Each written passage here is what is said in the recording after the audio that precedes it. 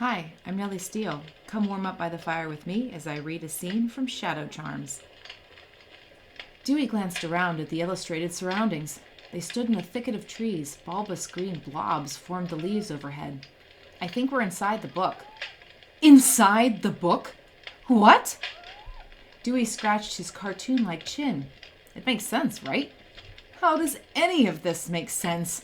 Paige choked out, her lips still tugged into a frown. Dewey fluttered around over the clump of grass drawn in large patches. The book asked what we wanted. I said it 3 times. That must have been the charm. 3 times. It sucked us right inside.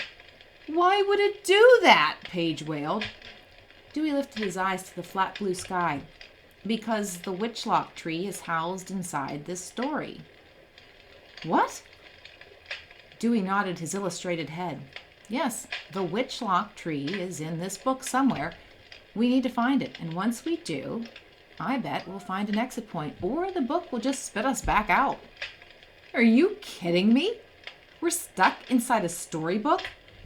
Doesn't sound like a good one either, Dewey said, wrinkling his nose as he glanced around again. Seriously? Paige asked. The book was called Torn Tales. You read the blurb on the back.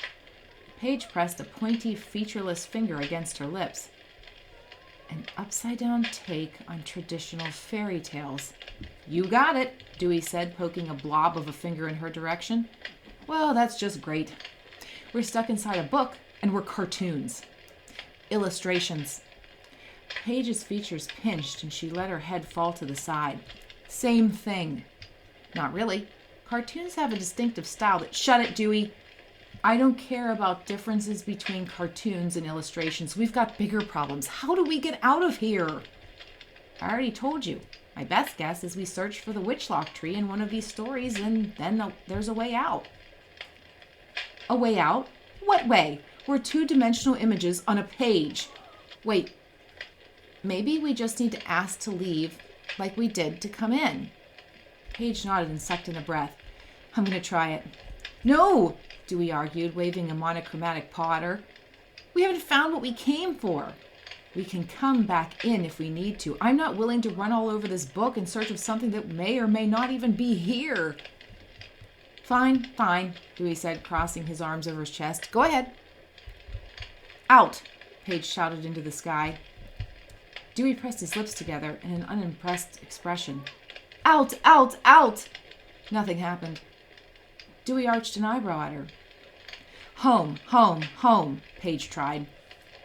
Why don't you click your heels together, Dorothy? Dewey snarked. Thanks for joining me by the fire. If you'd like to spend more time in this world, the full audiobook is available now. Written by me, narrated by a human, and produced by A Novel Idea Publishing.